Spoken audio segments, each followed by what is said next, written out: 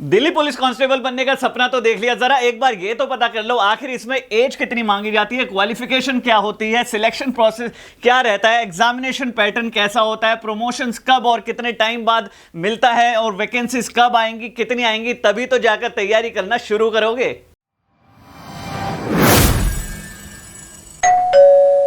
Hello students, my name is Atar Khan and welcome to my YouTube channel Khan text. अगर Delhi police में भर्ती होने का सपना देख रहे हो तो जरा रुक जाओ और इस वीडियो को ध्यान से देखना। छोटी सी छोटी डिटेल इस वीडियो में मैं आपके लिए लेकर आ गया हूं कि इसमें एज कितनी मांगी गई है, क्वालिफिकेशन क्या मांगी जाती है, सिलेक्शन प्रोसेस क्या रहता है, एग्जामिनेशन पैटर्न क्या रहता है, प्रमोशंस कितने टाइम बाद कौन सी पोस्ट पर होता है, और रिटायर होते होते आप किस पोस्ट पर पहुंच जाते हैं।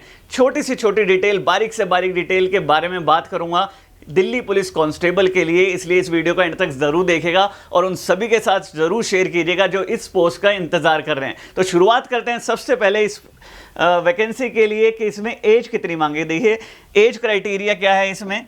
एज क्राइटेरिया जो रहता है दोस्तों, इसमें 18 से 25 साल के बच्चे अप्लाई कर सकते हैं, जनरल कैटेगरी वाले। ठीक है, अगर आप ओबीसी से बिलोंग करते हैं तो 3 साल का रिलैक्सेशन मिल जाएगा। यहाँ पर बच्चा कंफ्यूज होता है।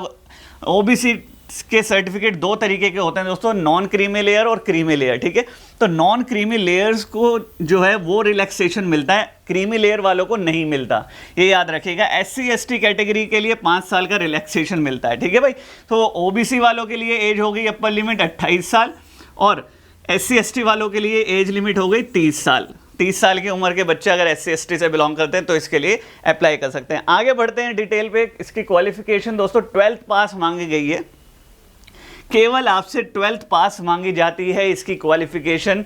अदर कोई भी क्वालिफिकेशन मांगी जाती है? सवाल ये होता है कि 12th के बाद कोई भी सर्टिफिकेट, ऐसी कोई चीज़ मांगी जाती है? तो इसका आंसर है नहीं दोस्तों, सिर्फ आपसे 12th का सर्टिफिकेट चाहिए और कुछ नहीं मांगा जाता इसके। अगर 12th पास हो तो अप्लाई कर सकते हो, चाहे किसी भी फील्ड से हो।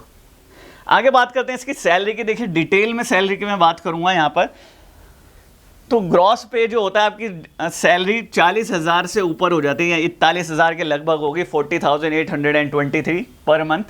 पे लेवल 3 की ये जॉब है दोस्तों। यहाँ पर देखिए ग्रेड पे है 2000, बेसिक पे 21,700, DA मिल जाता है आपको 6,076 रुपये का, हाउस रेंट अलाउंस मिल जाता है, ट्रैवलिंग अलाउंस मिल जाता है, राशन पे मिल जाता है। मिलाकर टोटल सैलरी इसकी पर मंथ बन जाती है, पर मंथ इसकी सैलरी बन जाती है। और जैसे ही आपके प्रमोशंस होते रहेंगे सैलरी भी बढ़ती रहेगी और ये सैलरी दोस्तों लाखों में पहुंच जाती है। जब आप रिटायर होते हैं लाखों में सैलरी इसकी चली जाती है, तो सैलरी की तो कोई चिंता की बात है ही नहीं, है ना। चलिए भाई आगे बात करते हैं इसके सिलेक्शन प्रोसेस की। सब बात होगी, सिलेक्शन प्रोसेस मेन है। पहला आपका होगा CBT, कंप्यूटर बेस्ड टेस्ट, जो कि ऑनलाइन होता है दोस्तों, ऑफलाइन एग्जाम नहीं होता। फिर आपका physical endurance and physical standard test, detail में बात करूंगा इसकी आगे। देखिए भाई सबसे पहले बात कर लेता हूँ CBT, जो कंप्यूटर बेस्ड टेस्ट है, उसका पैटर्न क्या रहने वाला है। तो यहाँ पर ध्यान से देखिएगा। CBT यहाँ पर देखिए 4 सब्जेक्ट हैं, reasoning, GK, current affair, numerical ability and computer knowledge. Questions देखिए, जितने क्वेश्चंस हैं उतने ही मार्क्स के यहाँ पर आपको मिलने वाले हैं। 100 क्वेश्चंस टोटल, 100 मार्क्स के। टाइम आपको मिलेगा कितना? 1.5 घंटा दोस्तों, 1.5 आवर्स।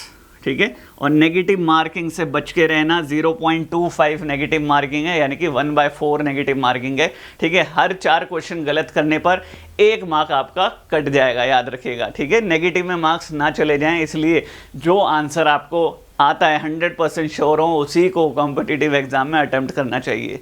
ठीक है भाई, चलो आगे बात करते हैं इसके फिजिकल एग्जाम की। दोस्तों फिजिकल एग्जाम का पैटर्न यहाँ पर देख लीजिए। सबसे पहले मैं बात करूँगा फिजिकल एंड्योरेंस टेस्ट की। फिजिकल एंड्योरेंस टेस्ट में देखिए, अगर मेल कैंडिडेट हो तो इस ध्यान से देखिए यहाँ पर ऊपर, चाहे तो स्क्रीनशॉट ले सकते हो।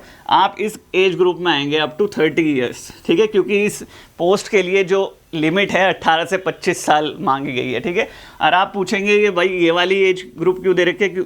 इसलिए दे रखी है क्योंकि कई सारे जो इंटरनल एग्ज़ाम्स होते हैं उसमें इस एज ग्रुप के भी पार्टिसिपेट करते हैं, जिनमें ये वाली क्वालिफिकेशंस चाहिए होती है। तो आपको इससे लेना देना नहीं है।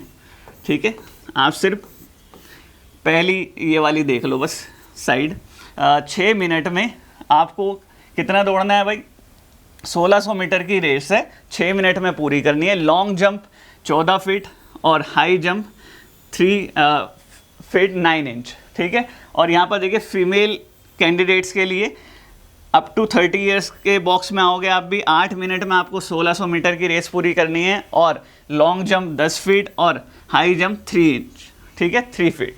आगे बात करेंगे भाई इसके नेक्स्ट एग्जामिनेशन पैटर्न की बात चल रही है। फिजिकल एंड्योरेंस टेस्ट मैंने बता दिया, अब आपकी बारी आती है फिजिकल स्टैंडर्ड टेस्ट की। यहाँ पर देखिए मेल और फीमेल के लिए अलग ही है भाई।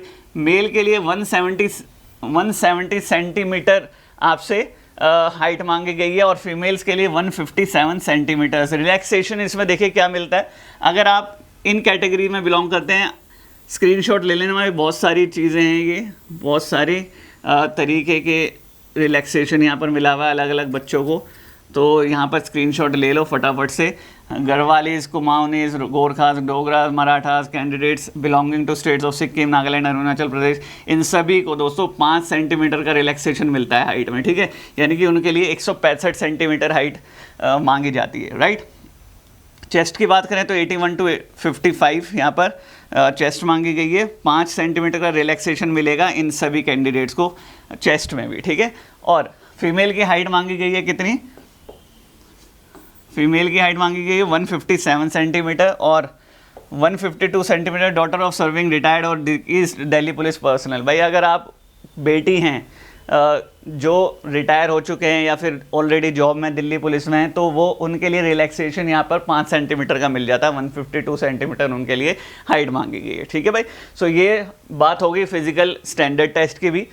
अगर इन सभी को क्लियर कर जाते हो दोस्तों तो दिल्ली पुलिस में सिलेक्ट हो जाते हो, ठीक है। प्रमोशन की बात करता हूँ। प्रमोशन, सबसे पहला प्रमोशन होगा आपका हेड कांस्टेबल के लिए, देन होगा सीनियर हेड कांस्टेबल। 5 साल कम से कम आपने सर्व किया होना चाहिए, दिल्ली पुलिस में होने चाहिए आप। Then assistant sub inspector, minimum 10 years की सर्विस होनी चाहिए आपकी।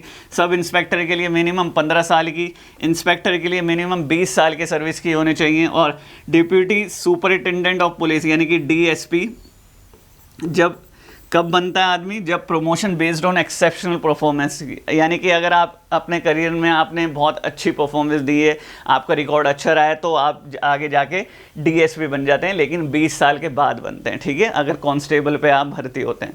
आगे बात करेंगे इसके दोस्तों वैकेंसीज़ की। देखिए वैकेंसीज़ एक RTI रिप्लाई के थ्रू ये पता चलता है कि इसकी वैकेंसीज़ 4700 प्लस रैंक से 5200 तक जा सकती है। एक RTI ऑफिशियल RTI रिप्लाई। सो इतनी नंबर ऑफ वैकेंसीज इस बार निकल के आ सकती हैं। और कब निकल कर आएंगी? Last quarter of the year, यानी कि मैं मान के चलता हूँ अगस्त के बाद इसकी वैकेंसीज निकलेंगी दोस्तों। उससे पहले कोई चांस नहीं है इसकी वैकेंसी निकलने का, क्योंकि जनवरी में ही इसका एग्ज़ाम हुआ है इसी साल। तो इतना टाइम तो लगेगा ही, कम से कम 7-8 महीने लगेंगे इसके फॉर्म निकलने में। फिर जो एग्ज़ाम होगा वो दिसंबर जनवरी में जाके इसका एग्ज़ाम हो जाएगा, अगर अगस्त में फॉर्म निकल जाते हैं तो, ठीक है भाई। सो ये थी दोस्तों डिटेल, एक छोटी से छोटी डिटेल मैंने आपको दिल्ली पुलिस कांस्टेबल बनने के लिए बता दी है। सो आज की वीडियो में इतनी ही बात करेंगे। कमेंट कीजिए हमें आपको किस पोस्ट के बारे में जानना है, छोटी से छोटी डिटेल, उसी पोस्ट के बारे में अगली वीडियो आपके लिए हाजिर हो जाएगी। तो ऐसी और इन्फॉर्मेशन के लिए, मैथ्स और रीजनिंग को आसान तरीके से पढ़ने के लिए हमारे चैनल को सब्सक्राइब जरूर कर लें, बेल आइकन को जरूर प्रेस कर लें, ताकि लेटेस्ट नोटिफिकेशन सबसे पहले आपको मिले। मिलेंगे नेक्स्ट वीडियो में, तब तक मौज लो, रोज लो, ना मिले तो खोज लो। Have a nice day.